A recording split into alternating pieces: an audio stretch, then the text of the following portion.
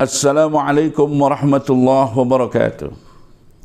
Bismillah, alhamdulillah, wassalatu wassalamu ala rasulillah Sayyidina wa maulana Muhammad ibn Abdillah wa ala alihi wa ashabihi wa man tabi'a hudahu wa sunnatah min yaumina hadha ila yaumin nahdah. Amma ba'du. Saudaraku kaum muslimin, kaum muslimat dimanapun anda berada, semoga dalam keadaan sehat walafiat. Pertama-tama marilah kita memanjatkan puja dan puji syukur kehadrat Allah atas limpahan hidayah, taufik dan inayahnya kepada kita semua. Sehingga alhamdulillah hingga saat ini kita masih diberikan kesehatan, kekuatan, masih diberikan semangat untuk mengabdi kepada Allah. Semoga selamanya kita ada dalam lindungannya. Amin ya rabbal alamin.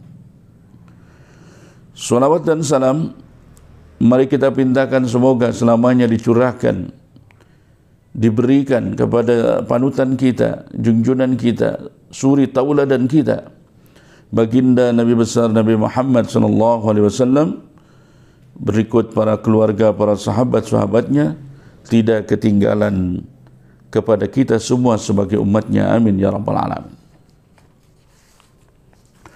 Kaum muslimin wal muslimat dimanapun anda berada, alhamdulillah pada kesempatan ini saya bisa kembali hadir untuk melanjutkan kajian kitab Safinatun Najah karangan Syekh Salim bin Shumer Al-Hadrami. Tetapi sebelum saya menerangkan pasal per pasal yang ada dalam kitab Safinatun Najah ini, mari sebelumnya kita membacakan Fatihah. Semoga kita diberkahi Allah. Ala hadhihi niyah wa ala kulli niyatin salihah, summa ila hadratin Nabi Mustafa Rasulillah sallallahu alaihi wasallam wa ala alihi wa ashabihi wa azwajihi wa auladihi wa dhurriyyatihi wa qarabatihi wa atba'ihi, wa nahussu khususan ila ruhi Sayyid Syekh Salim bin Shumer Al-Hadrami. Al-Fatihah. A'udzu billahi minasy syaithanir rajim. Bismillahirrahmanirrahim. Alhamdulillahi rabbil alamin arrahmanir rahim maliki yaumiddin. Iyyaka na'budu wa iyyaka nasta'in ihdinas siratal mustaqim. Siratal ladzina an'amta 'alaihim ghairil maghdubi 'alaihim waladdallin. Rabbighfir lana amin. Baik kaum muslimin wal muslimat dimanapun anda berada,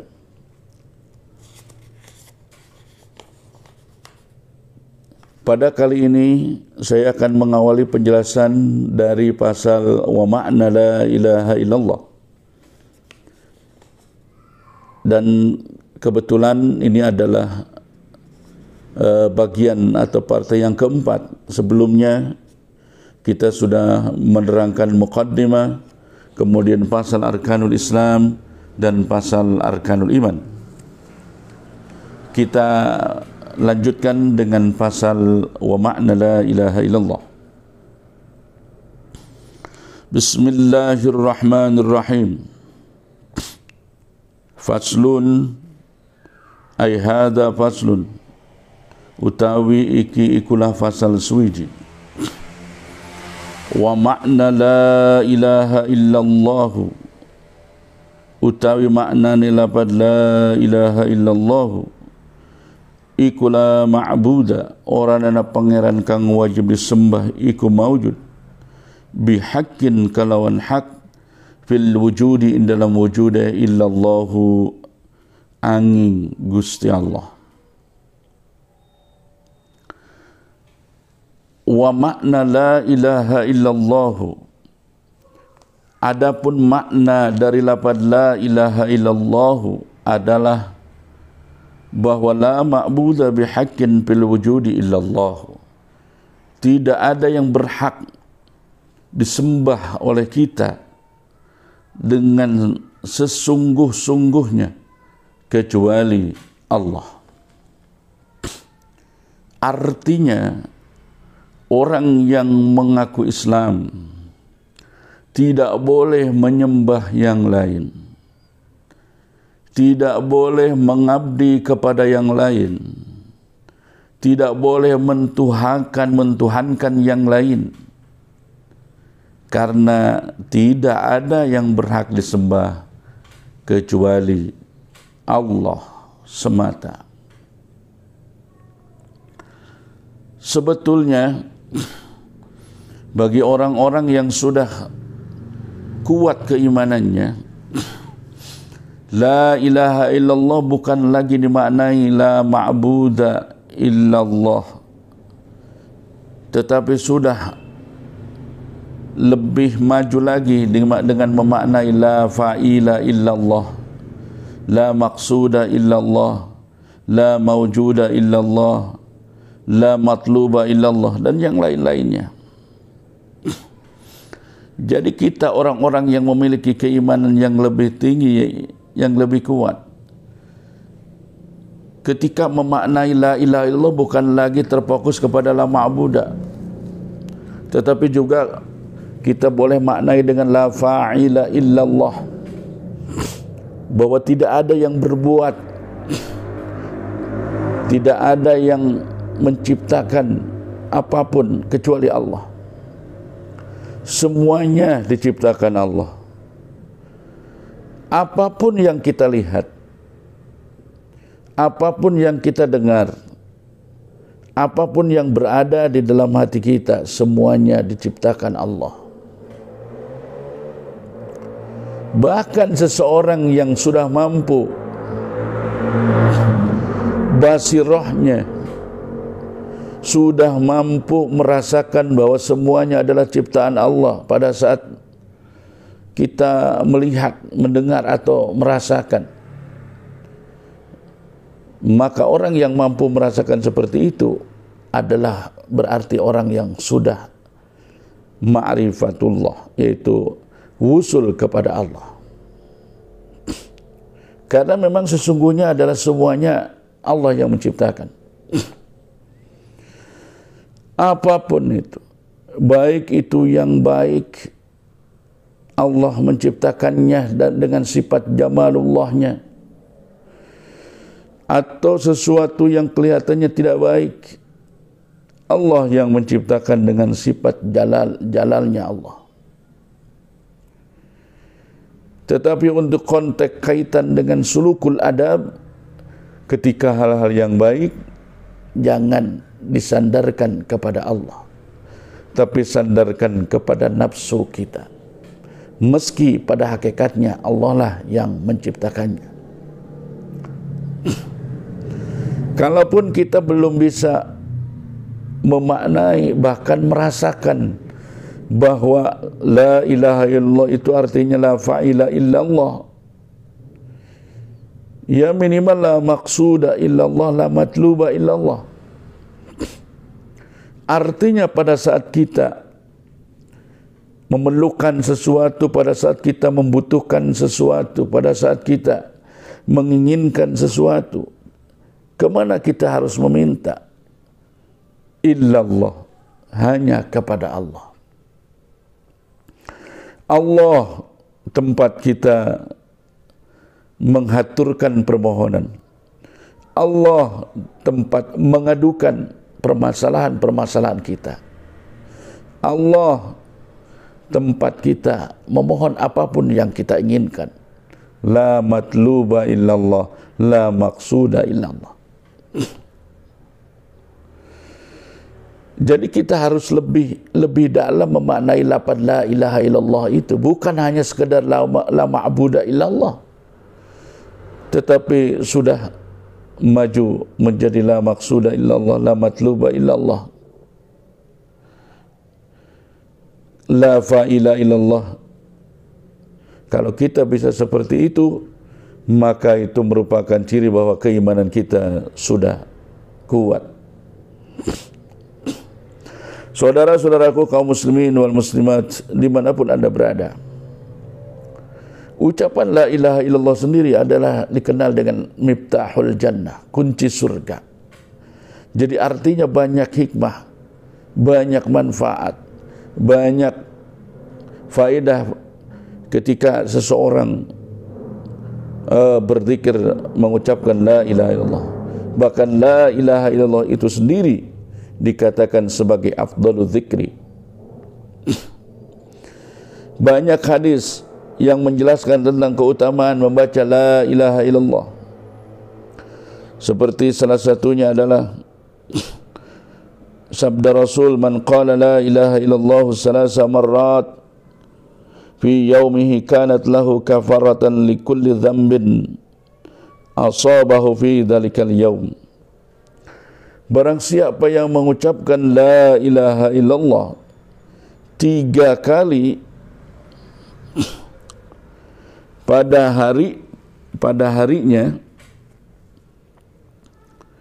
hari-harinya ya, jadi hari yang dia alami itu, maka itu akan menjadi penghalang dirinya, kanat lahu kafaratan, akan menjadi penglebur dirinya, likulli dzambin asabahu fi dzalikal yaum, terhadap dosa-dosa yang dia lakukan pada hari itu.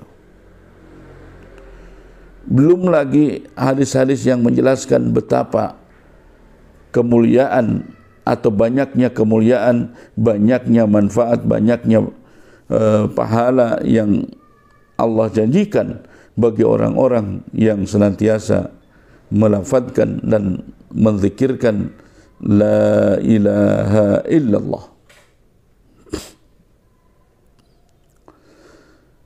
Bahkan lafaz la ilaha illallah ini menjadi sebuah hal yang menjadi pertanda. Dalam sebuah hadis Nabi mengatakan la taqumus sa'atu hatta la yuqala fil ardi Allah.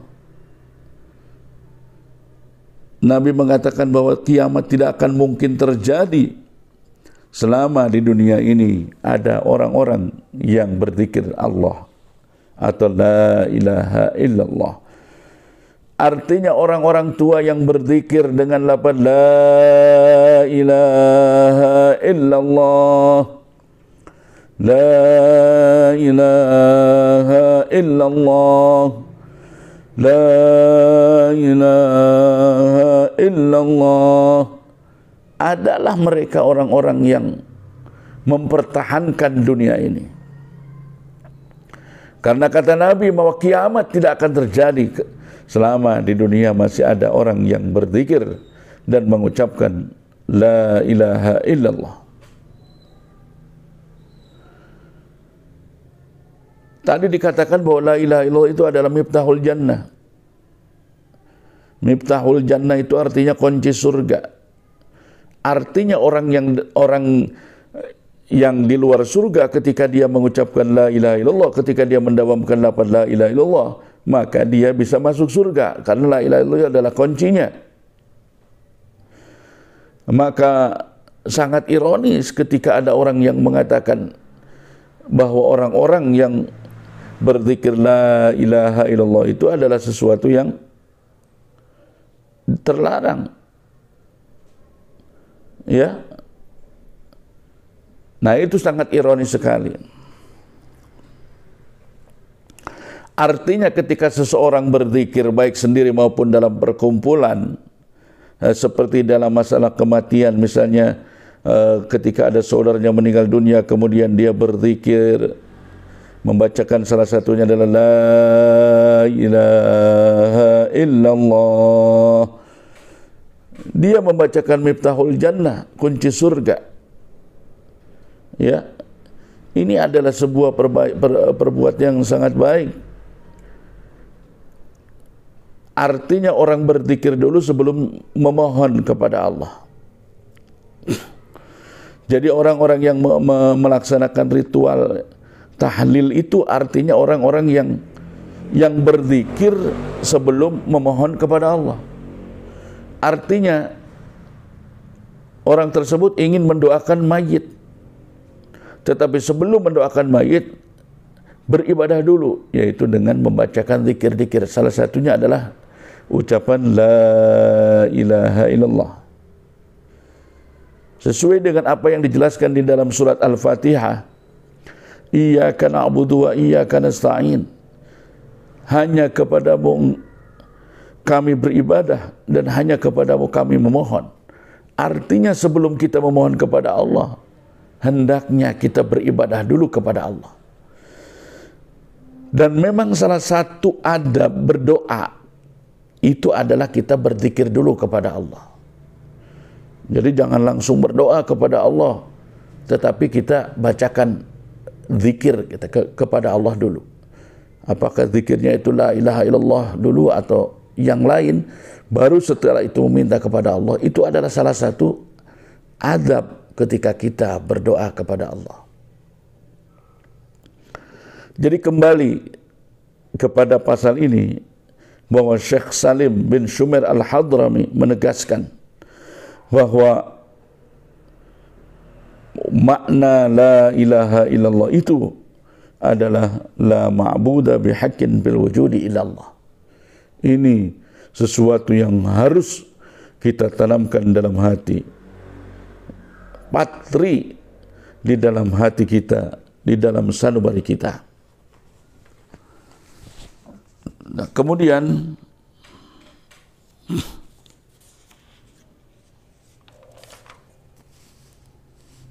pasal berikutnya adalah faslun alamatul bulughi.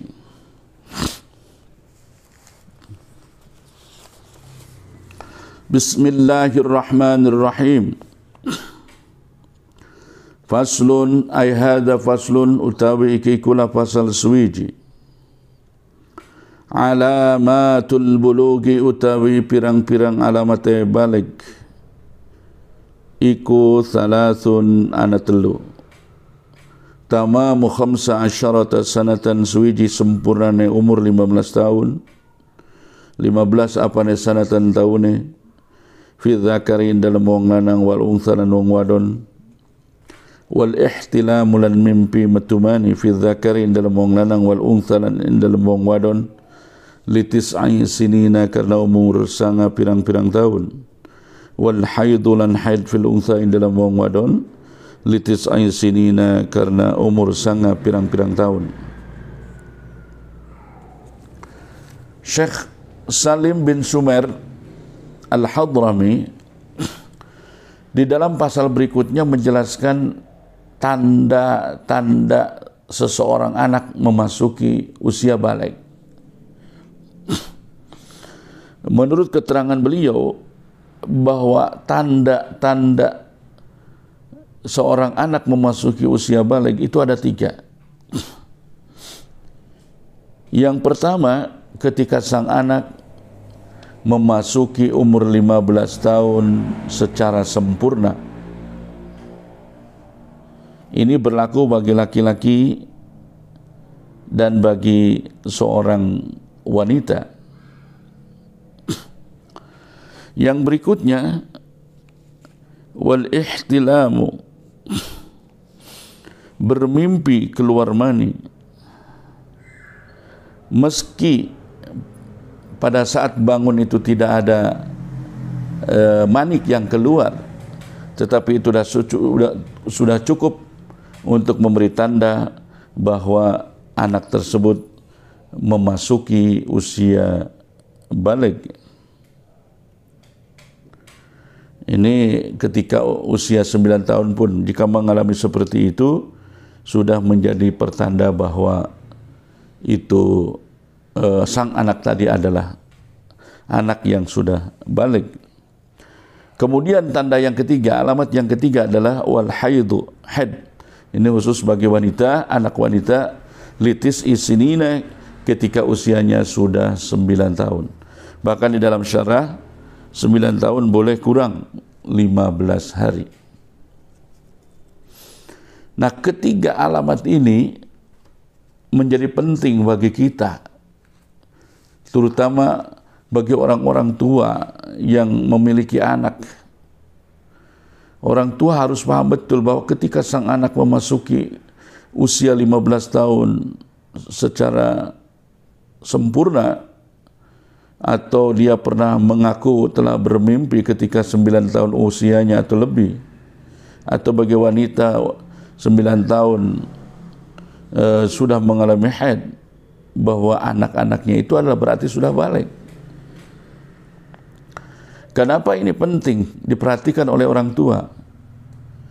Karena kita tahu bahwa seseorang yang sudah memasuki usia balik, itu artinya dia sudah terkena taklif, sudah menjadi seorang mukallaf, sudah menjadi orang-orang yang terkena kewajiban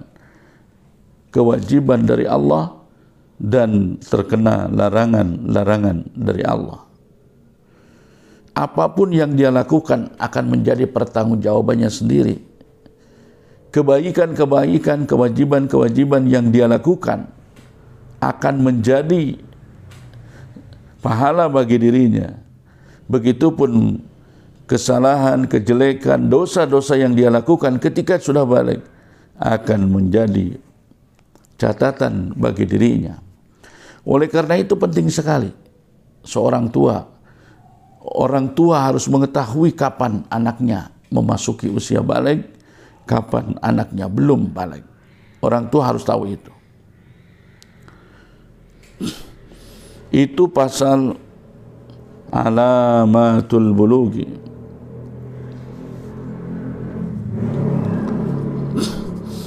Baiklah, berikutnya adalah pasal syurutu ijazail hajari. Ini pasal yang ketiga yang saya akan jelaskan pada malam ini. Faslun syurutu ijazail hajari. Faslun ay hadha faslun utawi iki kula pasal suwiji syurutu ijazail hajari. Utawi pirang-pirang syarat susuci nganggo watu iku thamaniyatun ana wolu ayyakuna sujian ta'ana apa ijazail hajari iku bisalasati ahjarin kelawan nganggo telu pirang-pirang watu wa ayyang qalan yanta bersih apa mahallu tempate najis wala yajifalan yanta ora garing apa najisu najise wala yantaqilan yanta ora ulah ali apa najis wala yatra'alan yanta ora katekanan alaihi ngatas najis apa akharu najis kang liyan wala yujawiza lan ora yanta ora ngelewati apa najis subhatahu ing bokonge wong wa hasyafatahu lan hasyafahe si wong wala yusibahu lan ora ngenani hu ing najis apa maun banyu wa antakunan lan yenta ono apa ahjaru pirang-pirang watu iku tahiratan iku kang suci. Baik kaum muslimin wal muslimat dimanapun anda berada, syurutu ijazail hajar ini menjelaskan syarat-syarat istinja bersuci dari najis ketika menggunakan batu.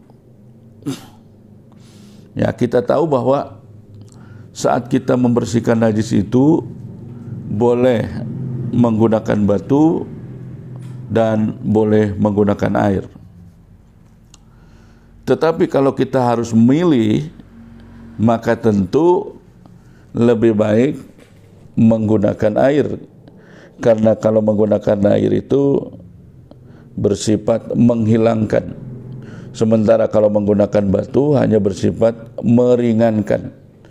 Jadi kalau kita harus memilih salah satu dari keduanya, maka kita milih menggunakan air istinjanya. Tetapi ketika Anda ingin mencoba istinja dengan batu, ya silakan, karena itu memang sesuatu yang dibolehkan. Tetapi Anda harus tahu syaratnya itu ada 8 dan yang namanya syarat itu harus terpenuhi. Ketika syarat tidak terpenuhi, maka masyrutnya itu tidak akan bisa didapatkan. Syarat yang pertama ayyakuna bisalasati ahjarin, menggunakan 3 batu, menggunakan 3 juru batu, ya batunya 3, kemudian yang digunakan juru-jurunya. atau batu satu tapi berjuru tiga. Nah, ini biar nanti satu juru itu dipakai untuk istinja dengan batu itu. Tapi di sini disebutkan syarat yang pertama adalah menggunakan 3 batu. Nah, di dalam syarah itu dijelaskan bahwa boleh menggunakan 1 batu tapi berjuru 3. Secara substansi, secara esensi itu sama saja. Karena yang penting 3 kali usapan itu dengan menggunakan batu yang berbeda-beda. Kalaupun batunya 1 tapi karena jurunya 3, maka dianggap sebagai batu 3 buah batu gitu. Yang berikutnya wa ayyanqal mahallu atau wa ayyanqiya atau wa ayyanqal mahallu, tempat najisnya itu bersih.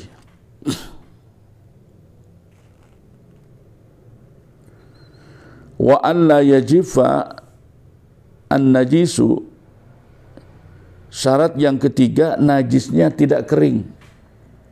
Jadi najis yang keluar dari dubur kemudian nempel di satu tempat itu tidak kering. Kenapa syaratnya tidak boleh kering? Karena kalau sudah kering itu tidak bisa pakai batu, harus menggunakan air. Wala yantaqila, najisnya itu tidak berpindah-pindah. Ya taruhlah misalnya najisnya itu ya najis yang menstret itu, kalau najis yang cair itu otomatis akan tidak diam di satu tempat ya. Nah maka ketika najis itu berpindah dari tempat awal najis itu berada, maka sudah tidak bisa lagi menggunakan batu, berarti harus menggunakan air saja. Wala yatra'a alaihi akharu, kemudian najis yang akan kita sucikan dengan batu itu tidak tertempel lagi najis yang baru. Jadi kalau najis, sudah ada najis kemudian kita mau sucikan dengan batu, tiba-tiba kena najis lagi, itu sudah tidak bisa lagi pakai batu. Maka kalau tidak bisa pakai batu, otomatis kita harus menggunakan air gitu.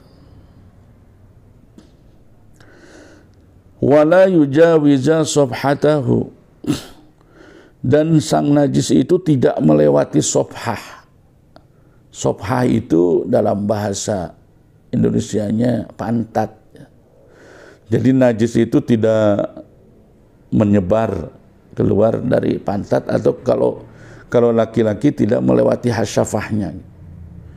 Nah, kalau kemudian si najis itu merambat, mengalir ke melewati sobhah atau dia melewati hasyafah bagi laki-laki, maka sudah tidak bisa menggunakan batu, tetapi harus menggunakan air. Wala yusibahu ma'un, kemudian najis yang akan kita sucikan pakai batu itu tidak boleh tersentuh air. Nah ini bisa saja terjadi ketika misalnya Anda buang hajatnya itu di atas balong gitu. Nah kemudian pada saat ada kotoran yang jatuh, airnya muncrat ke atas dan mengenai najis yang tadinya kita akan sucikan pakai batu, maka sudah tidak bisa lagi menggunakan batu, alias harus menggunakan air saja.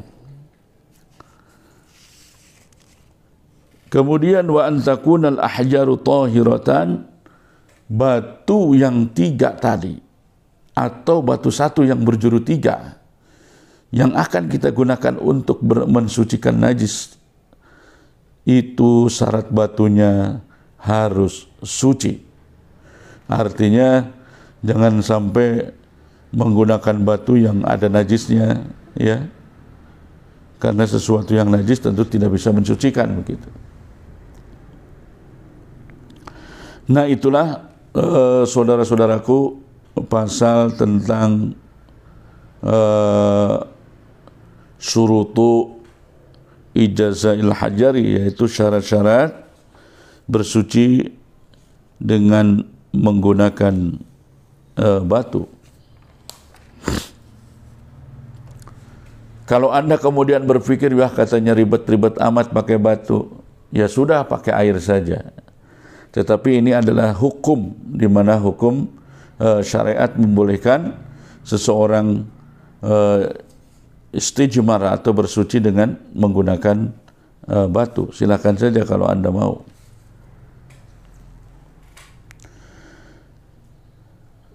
Baiklah, pasal berikutnya adalah tentang furudul wudu'i. Bismillahirrahmanirrahim. Faslun. Furudul wudu'i utawi pirang-pirang pardune wudu iku sittatun ananenam. Al-awwalu utawi kang awal iku an-niyatu niat. Asani utawi kang kaping done iku ghuslul wajhi ngabasuh wajah. Wasalisu utawi kaping telune iku ghuslul yadaini ngabasuh tangan loro. Ma'al mirfaqaini ma'amir faqaini dalam sertane sikute karo.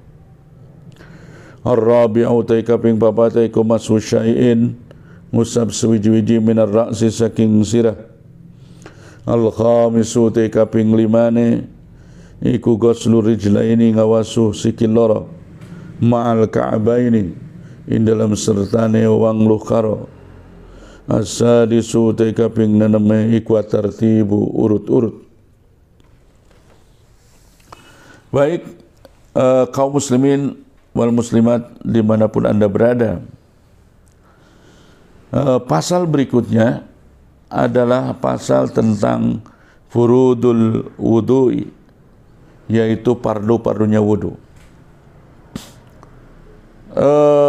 Pardu itu artinya sesuatu yang harus dilaksanakan di dalam sebuah ibadah dan merupakan bagian dari ibadah itu sendiri. Itu yang namanya fardu, ya. Fardunya wudu ada 6, di mana fardu ini sesuatu yang harus dilaksanakan. Apabila tidak dilaksanakan maka wudu Anda akan menjadi tidak sah. Yang pertama adalah niat. Yang kedua ghuslul wajhi, niat harus menyentuh wajah. Artinya harus inda ghusli awalil wajhi, ya, seperti yang dipraktekkan di dalam tutorial cara-cara wudu yang disunnahkan. Jadi Anda niat nawaitul wudu li rabbil hadasil asghar fardalillahi ta'ala, sambil tangan Anda menyentuh wajah, ya. Jangan sampai kita baca niat dulu, tangan belum menyentuh wajah tapi niat sudah dianggap selesai. Itu tidak sah seperti itu. Harus diulangi lagi. Yang ketiga kemudian adalah ghuslul yadaini, membasuh kedua tangan sampai sikut, ya. Kenapa? Caranya bisa dari jari dulu atau bisa dari telapak dulu ke sikut, ya, seperti ini misalnya, atau bisa dari sikut dulu ke telapak tangan. Karena di sini tidak ada ketentuan yang memastikan, meskipun bahasanya itu adalah ma'al mirfaqaini ai ila mirfaqaini, tetapi ini hanya sebatas ukuran, ya, bahwa yang wajib dibasuh itu adalah membasuh kedua tangan dari mulai telapak sampai kedua sikut. Kemudian yang keempat, masu syai'in minar ra'si, yaitu mengusap sesuatu yang ada di dalam kepala, artinya mengusap rambut. Untuk mazhab Syafi'i bahwa satu rambut saja sudah dianggap cukup, ya. Jadi sudah dianggap cukup. Kalaupun Anda kemudian mau melebihkan silakan. Bahkan kalaupun Anda ingin membasuh semua wajah, semua rambut yang ada di kepala, itu Anda akan mendapatkan kesunahan. Kesunahan mengusap seluruh kepala. Nah, kemudian yang kelima, membasuh kedua kaki sampai kedua mata kaki. Dan yang keenam itu tartib, artinya melakukan pardo itu secara berurutan sesuai yang tadi disebutkan. Nah, tentu ini hanya berupa pardo-pardonya wudhu saja. Karena kita tahu ada juga yang disebut dengan sunanul wudhu, ya, sunah-sunah wudhu sebagaimana dalam tutorial wudhu itu. Ya, ada kemudian pertama misalnya menghadap kiblat, kemudian bersiwak dulu, baca basmalah, madmadah berkumur, kemudian istinsyak, membasuh kedua telapak tangan dulu gitu ya. Kemudian madmadah, istinsyak, adalku menggosok-gosok ya, anggota, kemudian mashu jami'ir ra'si, itu adalah kesunahan. Kemudian mengusap kedua telinga, digosok-gosok, telunjuk dimasukkan, kemudian jempolnya digosok-gosok di atasnya. Kemudian at-taharah salasan, bersuci 3 kali. Kemudian mualah, terus-terusan melakukannya. Ukurannya adalah kita melakukan anggota wudhu berikutnya sebelum keringnya anggota sebelumnya. Itu yang disebut dengan mualah. Jangan sampai misalnya ketika kita habis membasuh wajah, kita jalan-jalan dulu kemana-mana. Ya, meskipun itu dibolehkan, tetapi itu tidak mengambil kesunahan. Jadi tidak mendapatkan kesunahan mualah berarti. Dan banyak-banyak lagi kesunahan-kesunahan wudhu yang saya jelaskan di dalam tutorial cara berwudhu. Ya. Anda bisa lihat kembali di channel saya. Pasal yang keempat pada malam ini adalah pasal tentang niat. Bismillahirrahmanirrahim. Faslun. Ay hadza faslun. Utawi iki ikulah pasal swiji. An-niyatu utawi aran niat iku qasdus syai'i nejas wiji-wiji muqtaranan hale den barengaken bi fi'lihi kalawan migawen syai'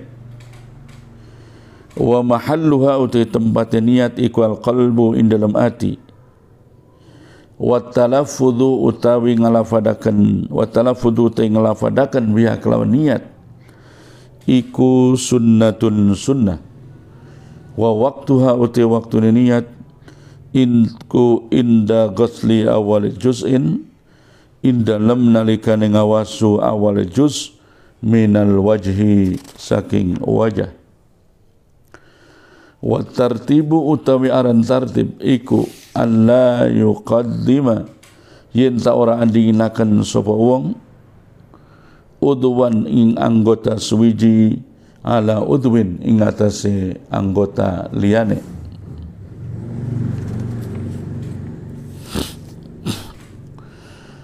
Pasal ini itu menjelaskan tentang niat.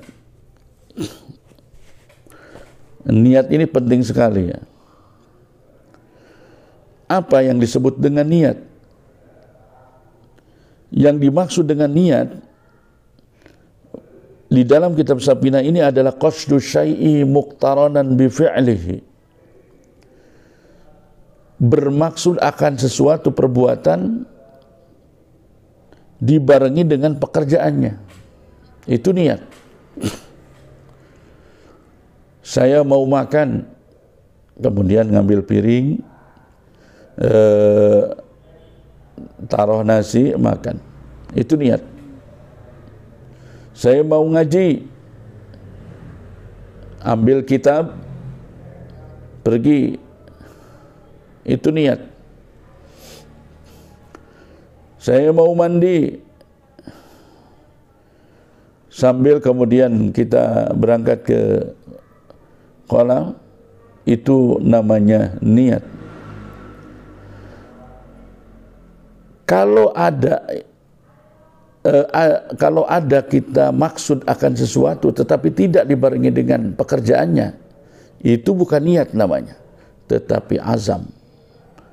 Jadi misalnya kita mau belanja tapi besok, nah itu namanya azam. Kita mau membeli sesuatu tapi nanti, nah itu namanya azam. Tetapi yang namanya niat itu adalah qasdu syai'i muqtaranan bi fi'lihi. Bermaksud akan sesuatu tetapi dibarengi dengan pekerjaannya. Tapi tentu saja kullu syai'in mustasnayat, setiap sesuatu pasti ada pengecualiannya. Ada sesuatu yang tidak sekaligus perbuatannya tapi tetap disebut niat. Contohnya misalnya niat puasa Ramadan. Kita tahu bahwa puasa Ramadan itu niatnya itu adalah bil-lail, pada malam hari. Bahkan seringnya kita dicontohi, dituntun oleh para kiai kita habis melaksanakan tarawih. Habis melaksanakan tarawih, kita suka dipimpin yaitu ya dengan mengucapkan Bismillahirrahmanirrahim. Nawaitu sawma qadin an andai fardi syahri Ramadan hadhihi sanati fardalillahi ta'ala. Biasanya seperti itu. Niatnya habis tarawih. Lalu puasanya kapan? Puasanya setelah subuh, habis imsak, ya. Kalau begitu enggak qasdu syai'i muqtaranan bi fi'lihi, tidak memang. Tetapi ini pengecualian. Artinya meskipun perbuatannya tidak langsung, tetapi tetap ini disebut niat. Ini para ulama sudah menetapkan seperti ini. Kemudian pengecualian yang kedua ketika Anda mau berzakat. Saat kita mau berzakat biasanya kita memisahkan beras yang akan kita gunakan untuk zakat itu. Kita pisahkan 2,5 kilo ya beras itu, kasih plastik. Ini mau zakat. Niatnya pada saat memisahkan beras itu dari yang lain, tetapi ngasih zakatnya misalnya nanti, itu tetap disebut niat. Meskipun tidak qasdu syai'i muqtaranan bi fi'lihi. Gitu. Kaum muslimin wal muslimat dimanapun Anda berada, wa mahalluha al-qalbu. Kemudian tempatnya niat itu di mana? Di dalam hati. Lantas apa gunanya ketika kita melafadzkan niat? Karena jujur saja kebanyakan orang tidak tahu ini ya, hanya disangkanya bahwa ketika dia sudah melafadzkan niat berarti sudah cukup niatnya. Padahal wa mahalluha al-qalbu. Di dalam hati niat itu adanya. Adapun talafud mengucapkan niat itu hukumnya sunnah. Jadi kayak tadi kita misalnya niat puasa Ramadan gitu ya. Bismillahirrahmanirrahim. Nawaitu sawma ghadin an adai fardi syahri Ramadan hadhihi sanati fardalillahi ta'ala. Itu hanya sunnah diucapkan. Tetapi yang wajibnya ucapkan di dalam hati. Begitu juga misalnya kebanyakan kita saat sholat. Pada saat kita berdiri bersiap-siap akan sholat biasanya makmum mendengar imam berniat usalli fardhal maghribi salasa rakaatin mustaqbilal kiblati imaman lillahi ta'ala. Itu hanya talafud saja, talafud bin niat. Itu hukumnya sunnah saja. Ya wajibnya di mana? Wajibnya pada saat kita mengucapkan takbiratul ihram, hati kita niatkan untuk mengerjakan salat. Jadi pada saat kita mengucapkan Allahu Akbar, saat itu kita niatkan juga untuk mengerjakan salat, niatnya di situ.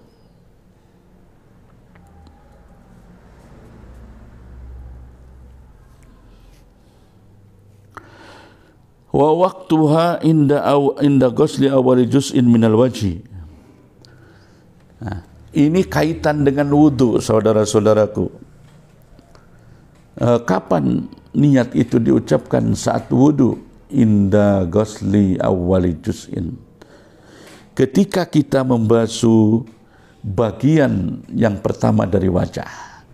Dari yang tadi ya, Anda bisa lihat di tutorial kami tentang wudu. Nawaitul ghusla lirafil hadasil asghari fardhalillahi ta'ala. Jadi pada saat kita menyentuh wajah, awal wajah, maka niat itu harus diucapkan di dalam hati di situ.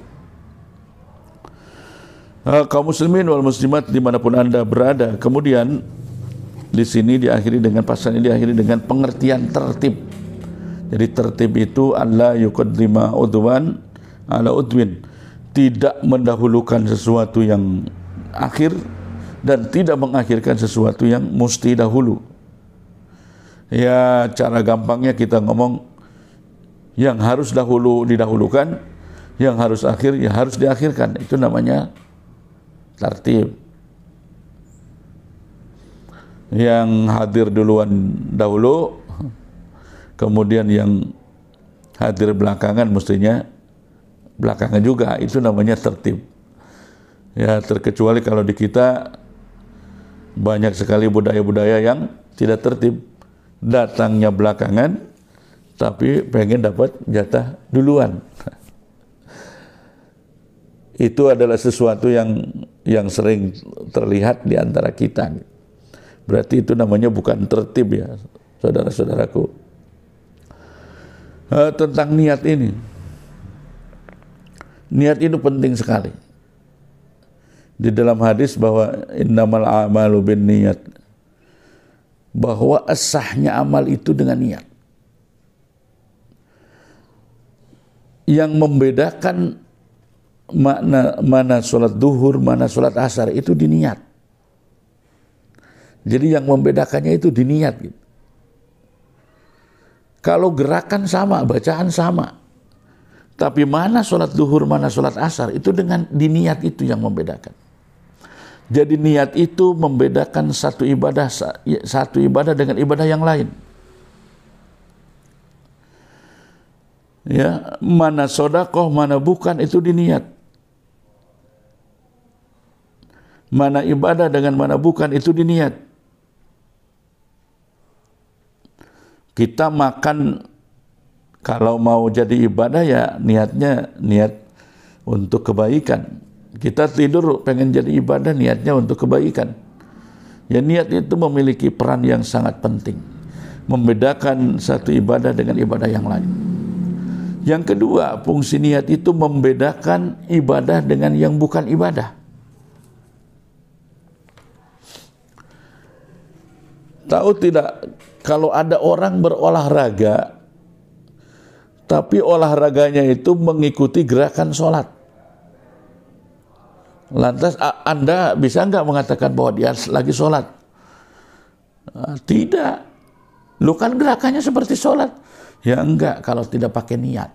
Jadi niat itu bisa membedakan satu ibadah dengan ibadah yang lain. Juga bisa membedakan apakah ibadah, apakah tidak. Itu membedakannya dari niat itu. Kalau mazhab Syafi'i, niat itu innama sihatuha. Ya, jadi mengesahkan sesungguhnya bahwa sahnya amal itu karena niat. Tetapi kalau mazhab Abu Hanifah, innama kamaluha, sesungguhnya kesempurnaan amal itu dengan niat. Nah, kembali ini kitab Safinatun Najah yang dikarang oleh Syekh Salim bin Sumer ini Al-Hadrami, kitab yang cukup memberikan kecukupan untuk keperluan fikih-fikih dasar ya. Tadi di sini jelaskan yang terakhir adalah pasal an-niyatu qasdu syai'i muqtaranan bi fi'lihi.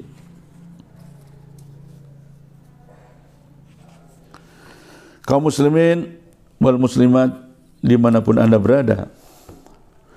Kemudian satu pasal lagi kita akan jelaskan. Bismillahirrahmanirrahim. Faslun. Al-ma'u utai banyu iku qalilun ana kang kirik wa kathirun lan ana banyu kang akeh. Al-qalilu utai banyu kang kirik iku malunal qullataini, banyu kang kurang rongkolah. Wal kathiru utai banyu kang akeh iku kullatani, banyu rongkolah. Paktsara maka lewi akeh. Al-qalilu utai banyu kang kidik iku yatanajjasu, dadi najis apa al-qalil biwuqu'in najasati, sebab ketibaan najis bihin dalam qalil. Wa illam yataghayyar, senajan ora berubah apa banyu kidik. Wal ma'ul kathiru utai banyu kang akeh iku la yatanajjasu, ora dadi najis apa banyu kang akeh illa idza taghayyara, angin in dalam nalikane Allah apa ta'muhu, rasane banyu, aw lawnuhu atau warnane banyu, aw rihuhu atau ambune banyu. Baiklah saudaraku dimanapun Anda berada, pasal yang terakhir pada kali ini adalah pasal tentang air. Air itu sesuatu yang sangat penting. Kenapa? Karena alat bersuci yang paling utama itu adalah air. Oleh karena itu kita harus paham betul tentang air ini. Kaitan dengan keperluan kita untuk berwudu, kemudian mandi besar, menghilangkan najis, dan keperluan yang lain-lain. Ditinjau dari sedikit banyaknya, air itu terbagi kepada dua bagian. Yang pertama, air qalil, air yang sedikit, dan yang kedua, air yang dikatakan air banyak. Ini penting Anda ketahui karena kaitannya dengan hukum.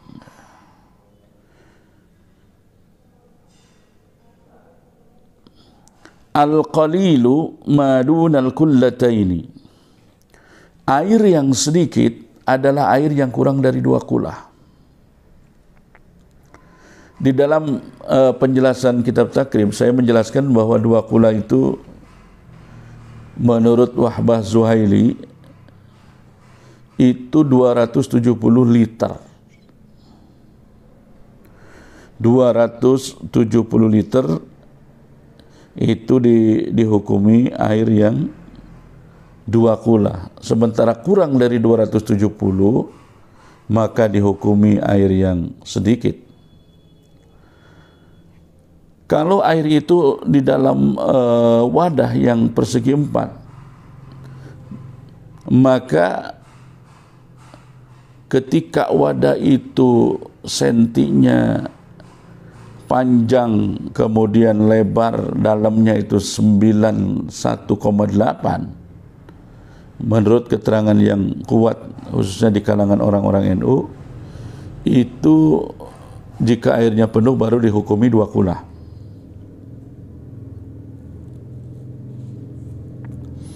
Jadi sekali lagi, air sedikit itu air yang kurang dari 270 liter. Sementara air yang banyak adalah 270 ke atas. Nah, itu dulu harus dipahami oleh kita. Kenapa? Ini kaitannya dengan masalah ketika air itu terkena najis. Al-qalilu yatanajjasu biwuqu'in najasati fihi wa illam yataghayyar. Air yang sedikit, yaitu air yang kurang dari 270 liter, jika kejatuhan najis yang tidak dimaafkan, maka air itu langsung jadi najis, berubah atau tidak. Kenapa saya sebutkan najis yang tidak dimaafkan? Ada beberapa najis yang dimaafkan dalam konteks ini, seperti misalnya bangkai lalat atau bangkai nyamuk gitu ya, atau bangkai hewan-hewan yang darahnya tidak mengalir. Itu kalau mereka mati dengan sendirinya di dalam air yang kurang dari 2 kula, maka itu tidak menajiskan. Terkecuali jika bangkai-bangkai yang masuk kepada air yang tadi, atau bangkai-bangkai yang dimaafkan menurut aturan syara karena hewan tidak memiliki darah yang mengalir, itu dimasukkan sendiri. Kalau dimasukkan sendiri ya jadi najis, atau sanggup merubah keadaan air tersebut. Misalnya airnya menjadi hitam, ya, airnya menjadi keruh, berubah warnanya, barulah air itu menjadi najis. Meskipun kemasukan hewan-hewan yang dianggap sebagai hewan-hewan yang tidak memiliki darah yang mengalir. Kemudian untuk air yang banyak, tadi dikatakan 270 liter. Kalau air itu 270 liter lebih, maka tidak bisa menjadi najis kalau terkena najis, kecuali air tersebut berubah rasanya, warna, dan baunya. Itu baru jadi najis. Kalau tidak berubah, ya tidak jadi najis. Nah, bagaimana jika air itu berubah, tetapi perubahannya itu kita hilangkan, dan air itu kembali menjadi normal, bersih, menjadi tidak berubah lagi, maka air itu kembali menjadi air yang suci. Jadi air yang banyak 270 liter ke atas, kalau terkena najis, kita lihat. Kalau berubah, najis. Kalau tidak berubah, tidak najis. Nah, kalau berubah, tetapi kemudian perubahannya itu dihilangkan, maka airnya kembali tidak berubah, maka air tersebut kembali menjadi air yang suci. Baiklah kaum muslimin wal muslimat dimanapun Anda berada, 4 pasal pada kesempatan ini sudah saya jelaskan. Yang pertama adalah pasal wa makna la ilaha illallah. Yang berikutnya adalah pasal alamatul bulugh. Kemudian pasal syurutu ijazahil hajar, pasal furudul wudu, pasal niat, dan pasal al-ma'u, ya, pasal tentang air. Maaf, bukan 4 tapi 6 pasal. Alhamdulillah pada kesempatan ini bisa saya bawakan. Semoga apa yang saya jelaskan ini bisa beri manfaat untuk kita semua. Mohon maaf barangkali ada kesalahan, kekurangan, kesalahan pasti dari diri saya. Kebenaran hanya milik Allah semata. Wallahu a'lam bissawab. Wallahul muwaffiq ila aqwamit thoriq. Assalamualaikum warahmatullahi wabarakatuh.